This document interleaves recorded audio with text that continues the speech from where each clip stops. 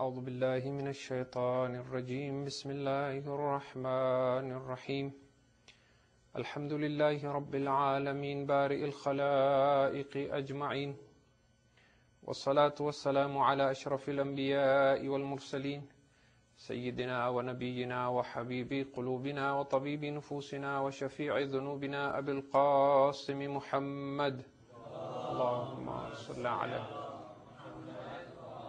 ثم الصلاة والسلام على آل بيته الطيبين الطاهرين المظلومين ولعنة الله على أعدائهم أجمعين أما بعد فقد قال الله تبارك وتعالى في كتابه بسم الله الرحمن الرحيم إن الذين اتقوا إذا مسهم طائف من الشيطان تذكروا فإذا هم مبصرون صلوات على محمد وعلى محمد وآل محمد. We continue with our discussion on the root cause of negative suffering. And last night we stopped our discussion on the subject of shaitan. And we said that from the time that a human being is born and as a human being grows and senses a sense of identity, shaitan realizes that if he can convince this human being that he is not the awareness behind the mind, but rather he is the voice in the head, and if this human being learns to be spiritually unconscious and to completely believe all the thoughts that his mind produces, then he can help or encourage this human mind to project an identity that is not real. And because it is not real, the mind will keep using different techniques to try and sustain and keep this illusion alive, which we call the ego. And then there are two things that happen. The mind, because it is childlike, it will use different methods to try and keep this ego alive, because it believes if the ego dies, it will die. And the methods that it uses to stay alive are actually methods that bring about unhappiness, what we call negative suffering, such as resentment and blaming and criticizing and arguing and worry and stress and so on and so forth. So from the human mind's perspective, it is childlike. It does not realize that these are not solving problems, these are creating problems. But from shaitan's perspective, this is good, this is perfect, because shaitan has the ability to use a man's thoughts and basically flow in a man like blood flows in the veins of a man, and use then and project thoughts that the human being thinks are his, but they are actually shaitan's. The result of this is that while the mind thinks it is solving problems, this creature that we call shaitan, that feeds on unhappiness and suffering, gets a constant supply of nourishment from this human being. Now, before we continue on that discussion, we have started looking at ayats of Quran to prove that when shaitan comes to a person, he comes at the level of thought. You will come across many traditions in Islam where shaitan appears in physical form. And we need to explain how this works. Just to give you a few examples.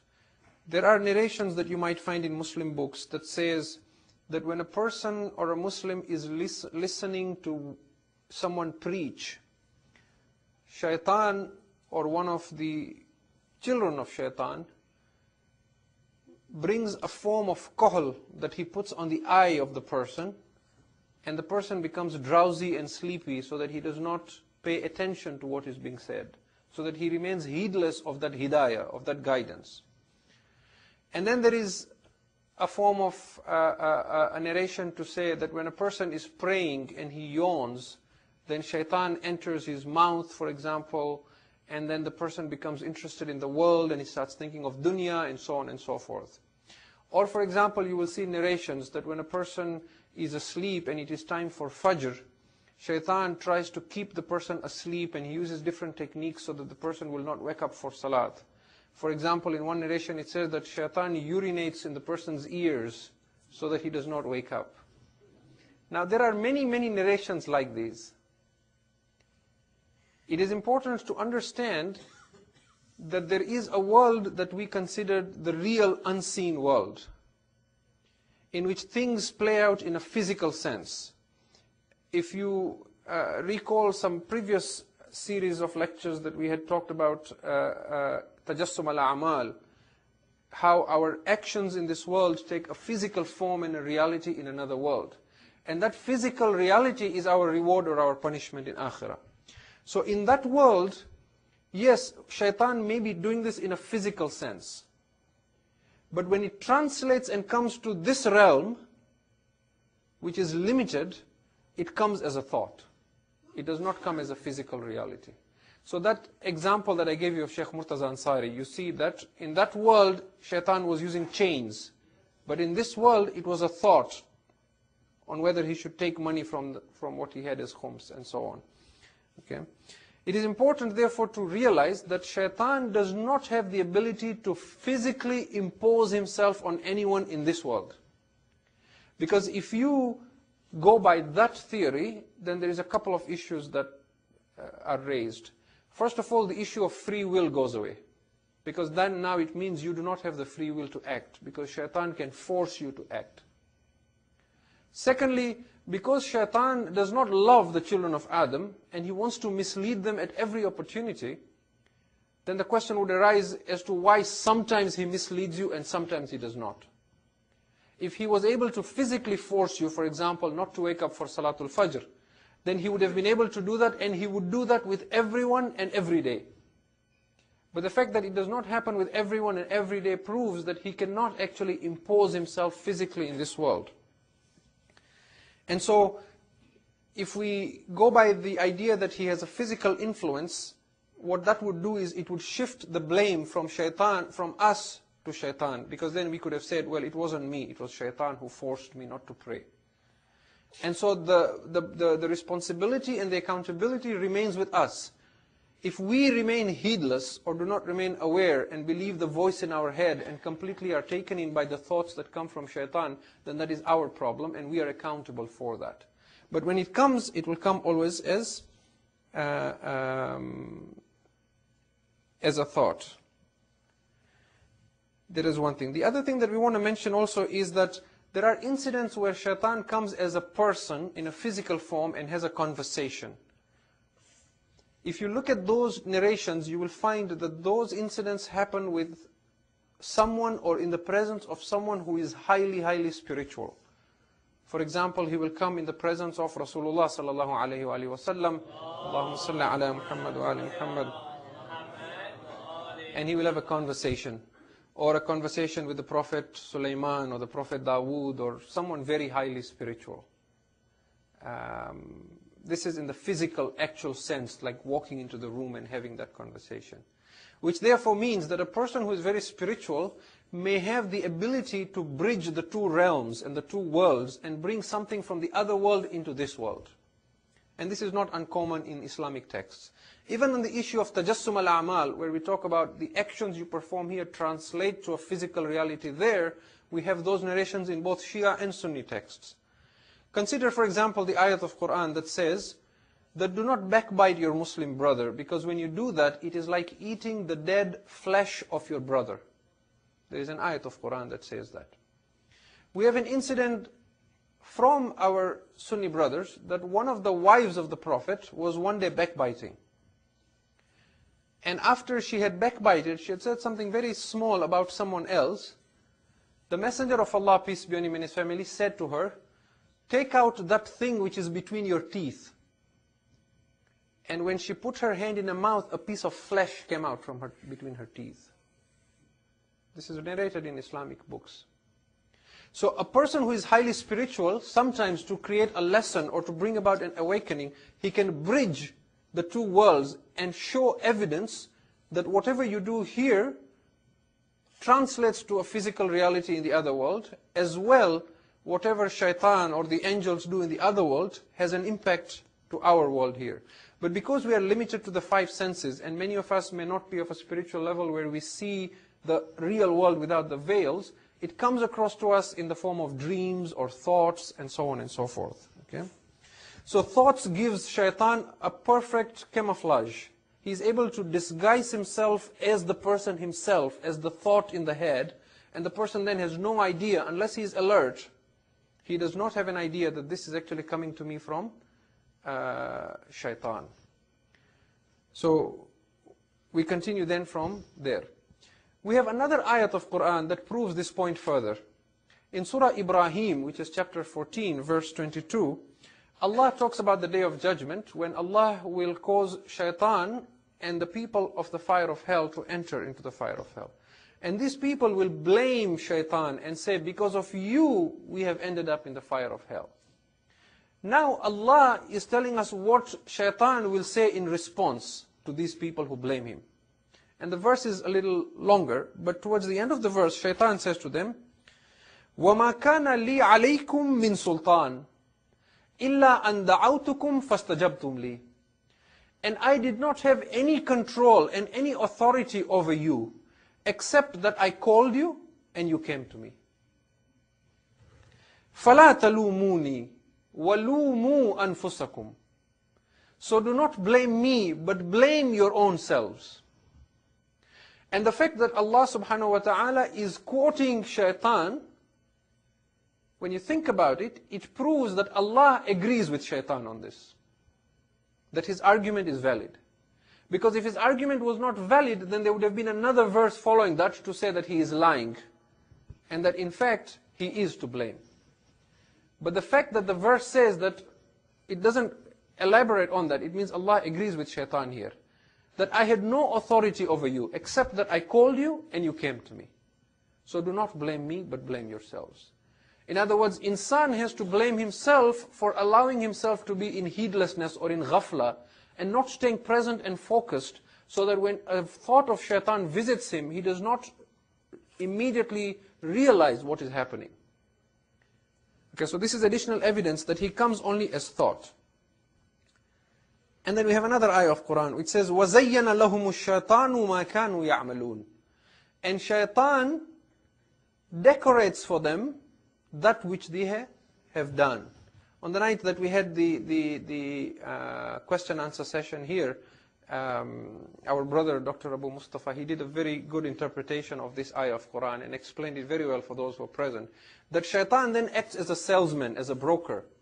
His task is only to say, here is this insan who is asleep, who is spiritually unconscious, who believes every thought that comes to his mind. Here is a temptation. He puts thoughts in the mind of this man, so that the man thinks it is his own thoughts, and with those thoughts he makes that temptation look appealing, even though in its reality it may not be so. And so the verse of the Quran says, وَزَيَّنَ لَهُمُ الشَّيْطَانِ. Zayyana, you know, from zina, from beautiful, from adornment. So shaitan makes it beautiful for them, what? Their actions and what they do. And therefore it appears to be appealing to them. The other approach that shaitan uses is fear. Because what we have said so far is that shaitan has played a role in the creation of this false structure, this illusion of a self or an I-ness that isn't the real me. And the mind thinks this is me, and if this dissolves, I will die. So it is in fear of this diminishing or dying or dissolving, because to it, it thinks this is death. And so it is driven now by fear, and every tactic, blaming, accusing, fighting, shouting, arguing, resentment, worry, stress, is directed towards the fear of death. Not real death, but death of the ego, which the mind thinks is real death. Unless the person wakes up and realizes that when I lose my I-ness, I do not die, I become alive, because I surrender and Allah takes over. So the operating word here is fear of death. And because shaitan knows that now I have convinced this person who is asleep, and I've worked through his mind, that you cannot afford to lose this ego, all I need to do now is make him think that my thoughts are his thoughts, and while he thinks he is solving problems, he is feeding me with pain and suffering. And now the Quran testifies to this, that shaitan works through fear. It says in Surah Al-Baqarah, which is chapter 2, verse 268, الشيطان يعدكم الفقر ويأمركم بالفحشاء. It is shaitan who threatens you with fear, and he commands you to actions that are shameless, that are evil, that are unchaste. وَاللَّهُ يَعِدُكُمُ الْمَغْفِرَ مِنْهُ وَفَضْلًا وَاللَّهُ وَاسِعٌ عَلِيمٌ. And it is Allah who promises you forgiveness, and He promises you ampleness and abundance and grace from His side, and He is ample giving and knowing. So that constant worry, do I have enough money for my retirement? Have I saved enough? I need 1 million. No, I need 2 million. No, I might fall sick when I grow old. I need 10 million. That is from shaitan, that fear that who will look after me. It is not to say that you don't save for a rainy day or for your retirement. It is to say that if your true self feels more comfortable in knowing you have saved money in your retirement rather in that Allah is there for you, then that is a form of shirk. Because now you rely more on your wealth rather than on Allah subhanahu wa ta'ala. And so shaitan uses fear to use this person.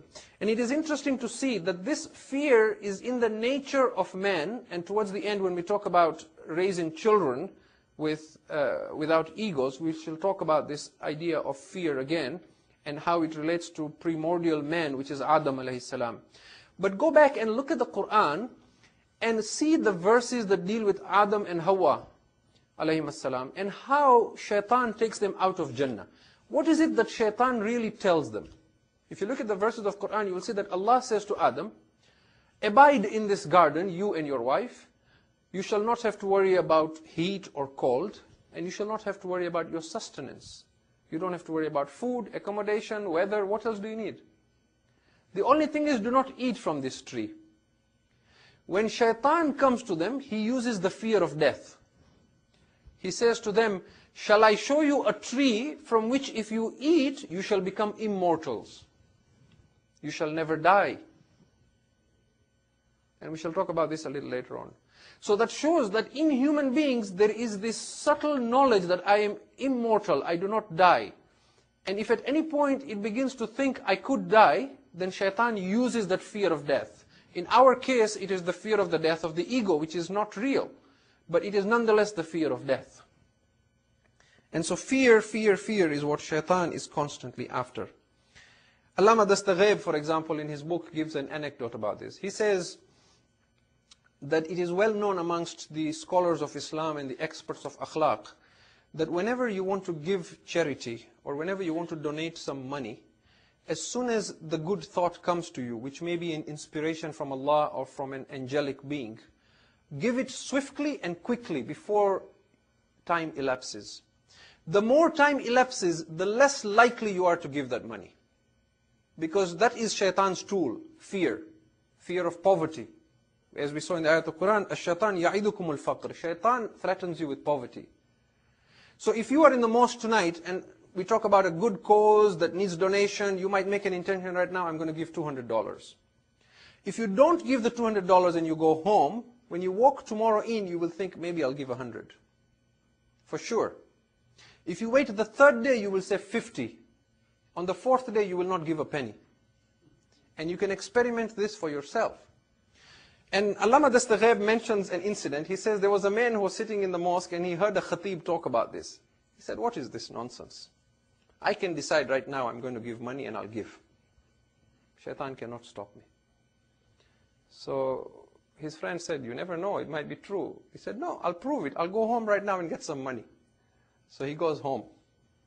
He goes home to get his money, and his wife says, where are you taking our savings?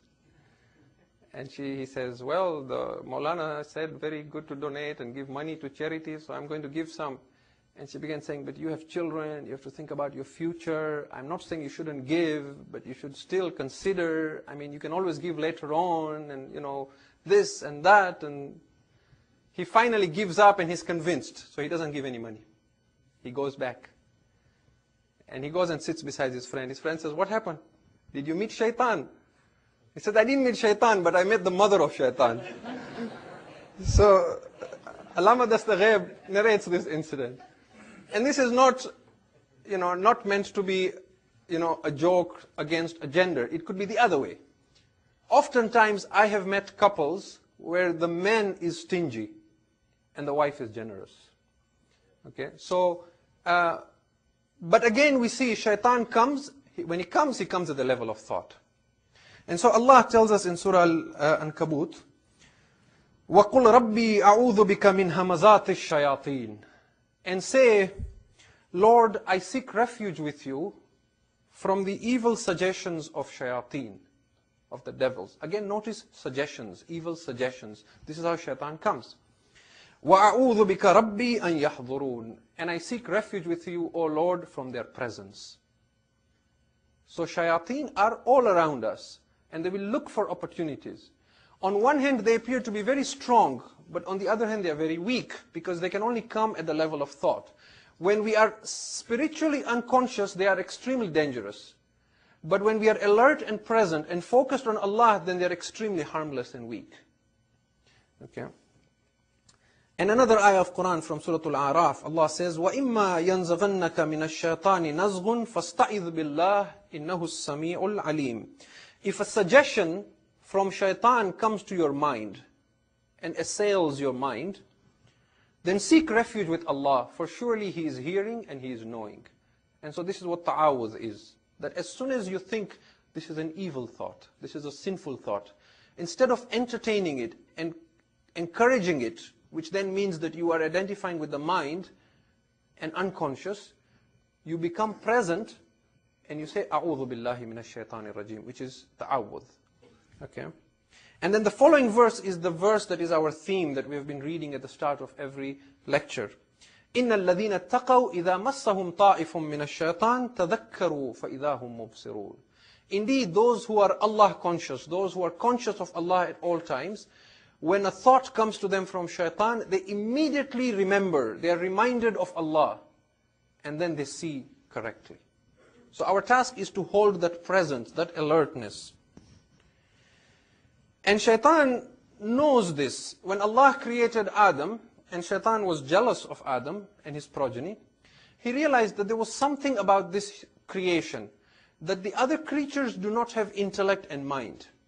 And this tool, the mind, is what will distinguish this creation and make them ashraful makhluqat. It will make them the most superior creation. It will give them the ability to dominate over all of God's creation. But then he realizes there is a weakness to this tool. It generates a lot of thought.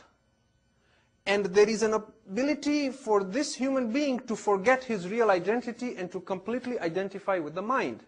So if I can project a false idea of I-ness and convince this person who is unconscious that he is the I, which is not real, then he will continue using methods that I tell him, thinking he is solving problems, when in fact he will be creating unhappiness and suffering for himself and for those around him, which will help my purpose, and that is to destroy Adam and his progeny.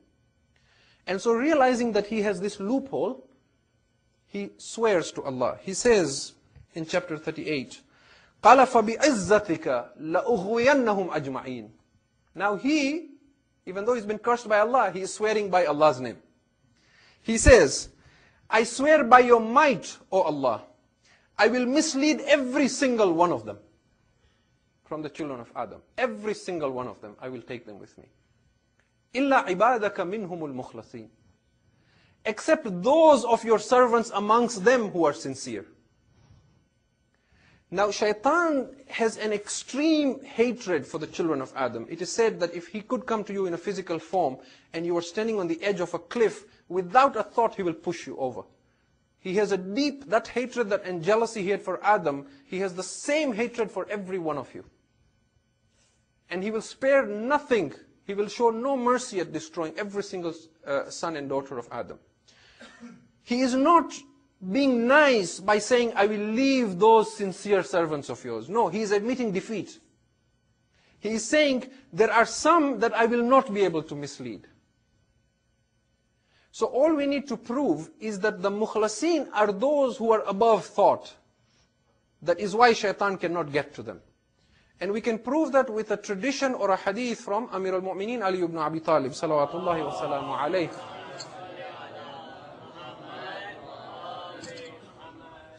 Look at this hadith from Al-Kafi. Imam Ali alayhi salam says, he says, Tuba liman akhlasa lillahi al-ibada wad-du'a. Same word akhlasa from mukhlasin, which shaitan says, I will not be able to mislead them. Imam Ali alayhi salam says, blessed are those who are sincerely devoted to their worship and their supplications.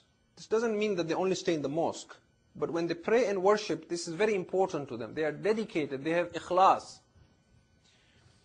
وَلَمْ يَشْغُلْ قَلْبَهُ بِمَا تَرَى عَيْنَاهُ وَلَا يَنْسَى ذِكْرُ اللَّهِ بِمَا سَمِعَ أُذُنَاهُ وَلَا يَحْزُنْ صَدْرَهُ بِمَا أُعْطِيَ غَيْرَهُ. And his heart is not occupied with that with which his heart is not occupied with what his eyes see. Blessed is he who is sincerely devoted to Allah with worship and supplications, and his heart is not distracted with what his eyes see, and he does not forget the remembrance of Allah because of what his ears hear, and he is not grieved in his heart with what others have been given. This shows that a mukhlis is one who is able to hear, to see, to talk, to perform, to live without being distracted from the dhikr of Allah, and whilst remaining sincerely devoted to ibadah.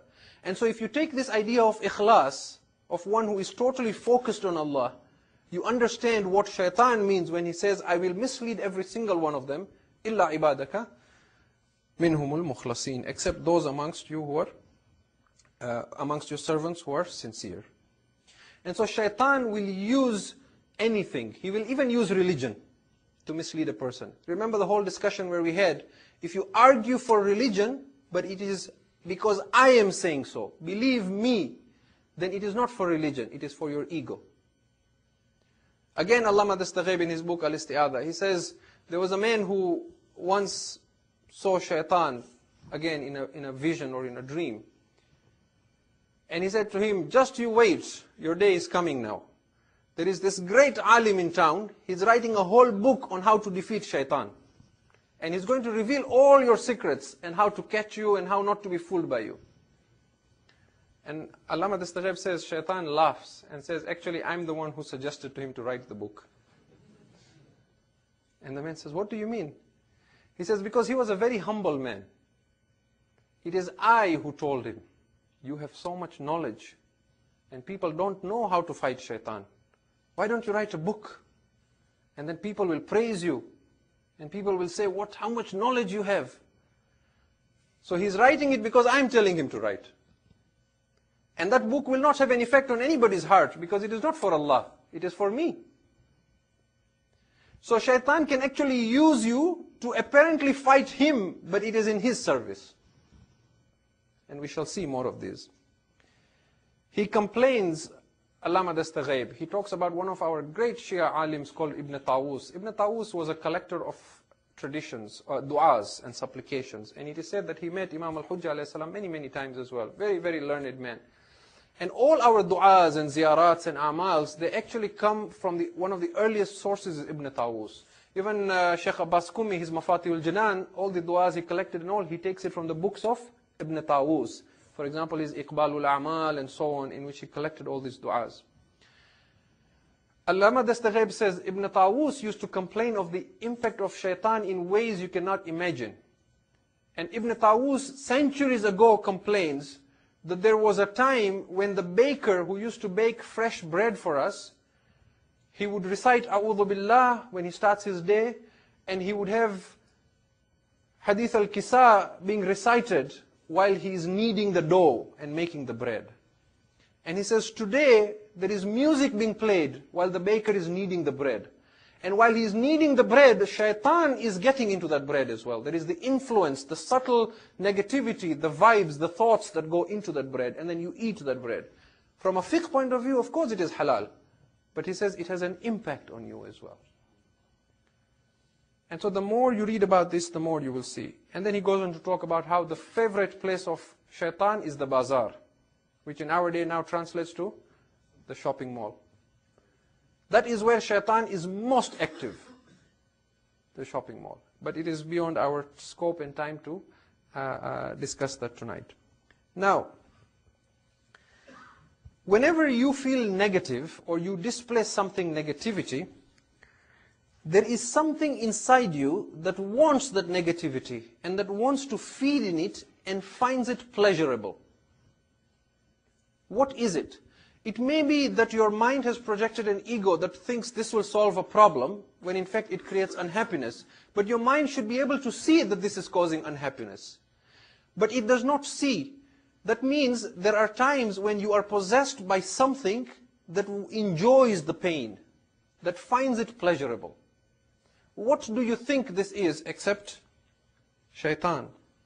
And so we are told, if a person had come from another planet and had come to visit this world, one of the things that would amaze him is how millions of people will pay millions of dollars to go and watch how some human beings inflict pain and torture and kill other human beings in the name of entertainment.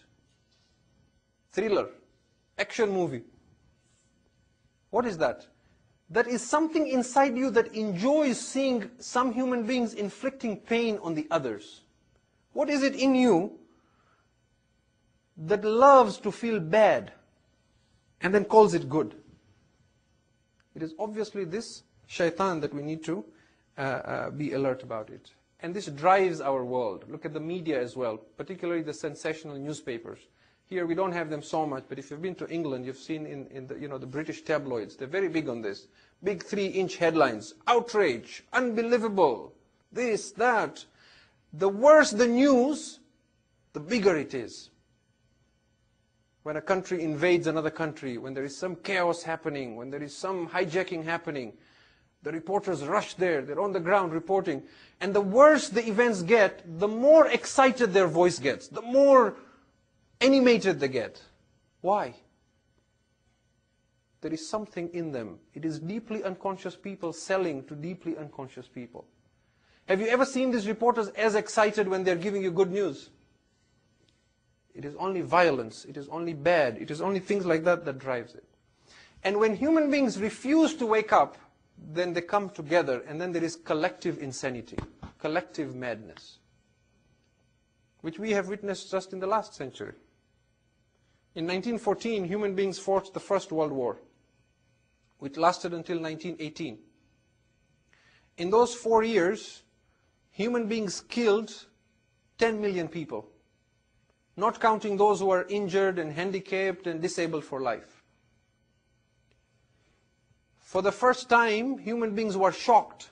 They woke up to something they had never believed. No one could believe that human beings were capable of such insanity.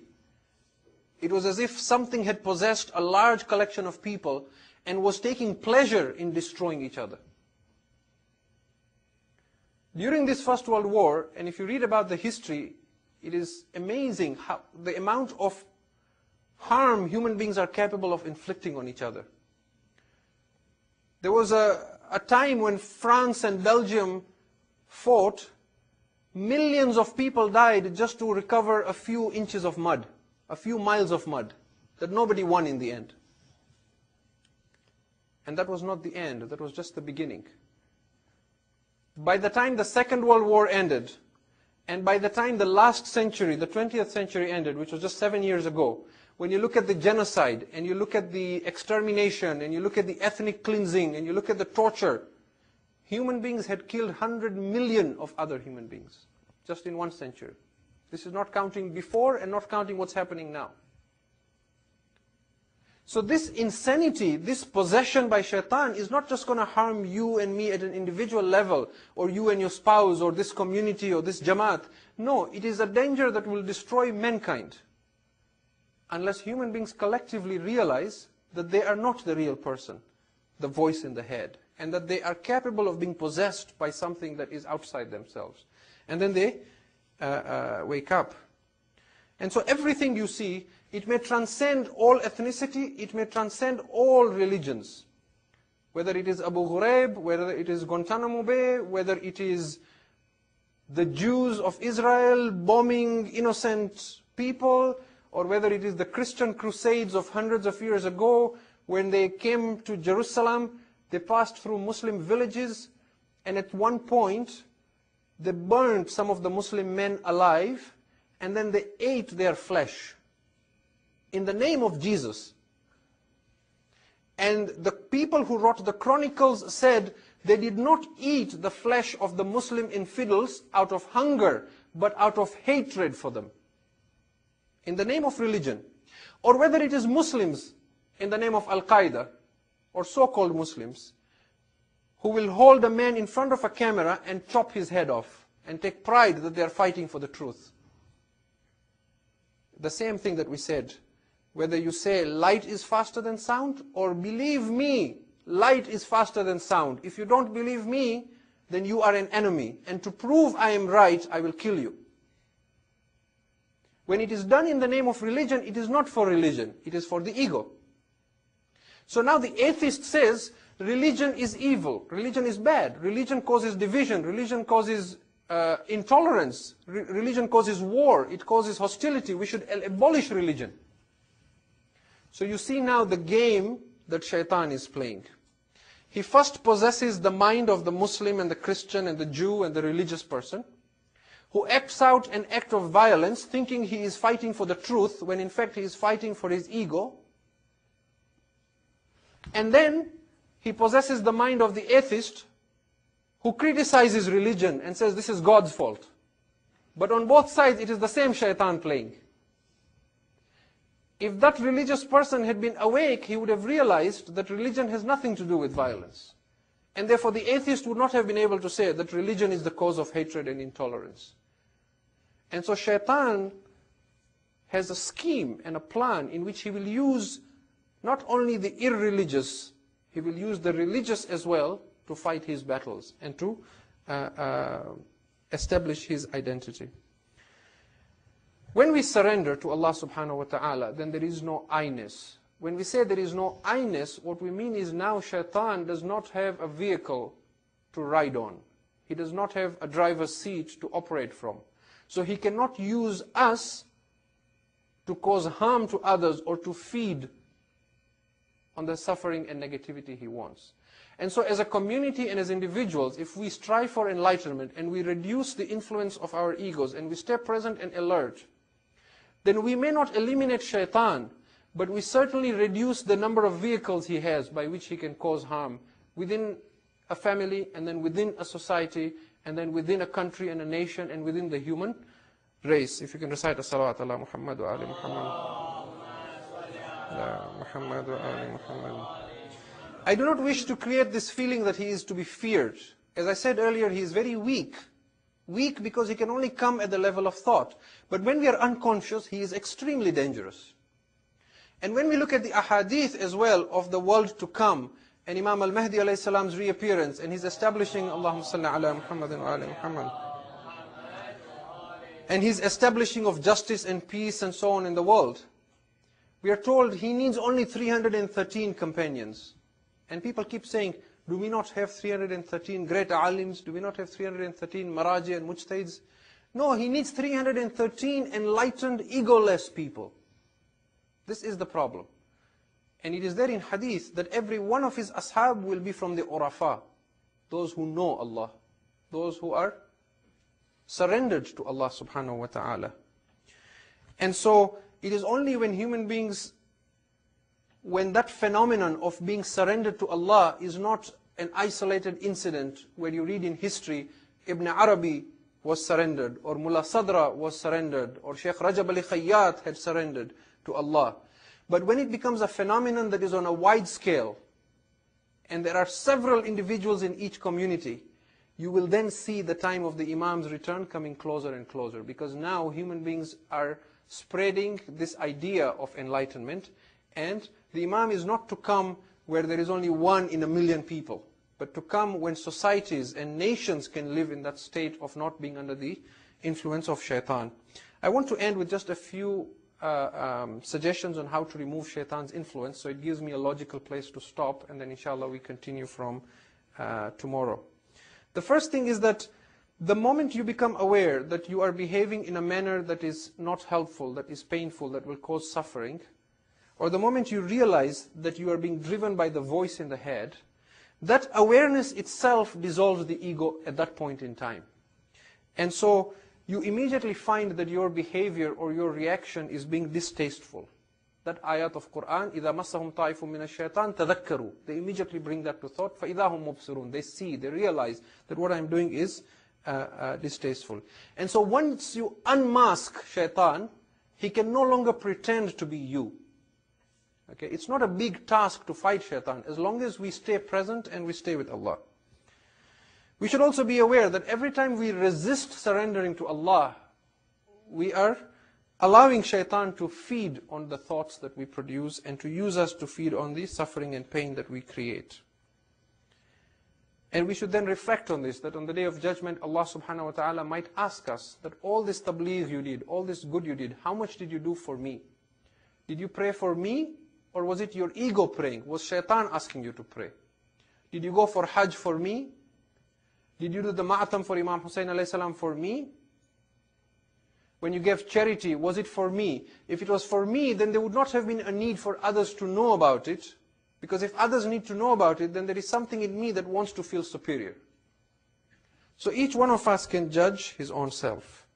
And so in the midst of a negative reaction, if you can say to yourself, now I am creating suffering for myself, you will not identify with that. You will separate yourself from that depression or that unhappiness and immediately find that you have the power to change that.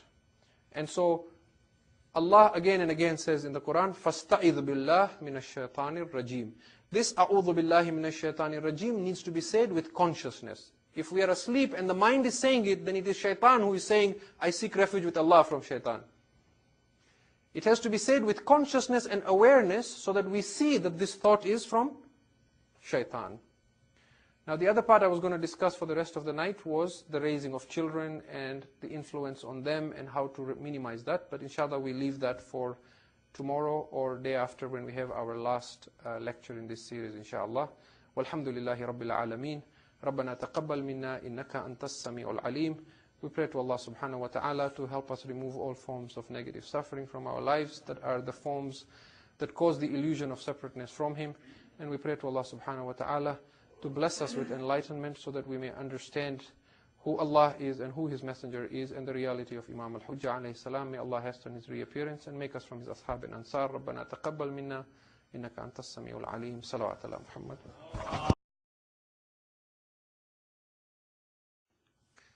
أعوذ بالله من الشيطان الرجيم بسم الله الرحمن الرحيم الحمد لله رب العالمين بارئ الخلائق أجمعين والصلاة والسلام على أشرف الأنبياء والمرسلين سيدنا ونبينا وحبيب قلوبنا وطبيب نفوسنا وشفيع ذنوبنا أبي القاسم محمد اللهم صل على ثم الصلاة والسلام على آل بيته الطيبين الطاهرين المظلومين ولعنة الله على أعدائهم أجمعين أما بعد فقد قال الله تبارك وتعالى في كتابه بسم الله الرحمن الرحيم إن الذين اتقوا إذا مسهم طائف من الشيطان تذكروا فإذا هم مبصرون. But from shaitan's perspective, this is good, this is perfect, because shaitan has the ability to use a man's thoughts and basically flow in a man like blood flows in the veins of a man, and use then and project thoughts that the human being thinks are his, but they are actually shaitan's. The result of this is that while the mind thinks it is solving problems, this creature that we call shaitan, that feeds on unhappiness and suffering, gets a constant supply of nourishment from this human being. Now, before we continue on that discussion, we have started looking at ayats of Quran to prove that when shaitan comes to a person, he comes at the level of thought. You will come across many traditions in Islam where shaitan appears in physical form. And we help or encourage this human mind to project an identity that is not real. And because it is not real, the mind will keep using different techniques to try and sustain and keep this illusion alive, which we call the ego. And then there are two things that happen. The mind, because it is childlike, it will use different methods to try and keep this ego alive, because it believes if the ego dies, it will die. And the methods that it uses to stay alive are actually methods that bring about unhappiness, what we call negative suffering, such as resentment and blaming and criticizing and arguing and worry and stress and so on and so forth. So from the human mind's perspective, it is childlike. It does not realize that these are not solving problems, these are creating problems.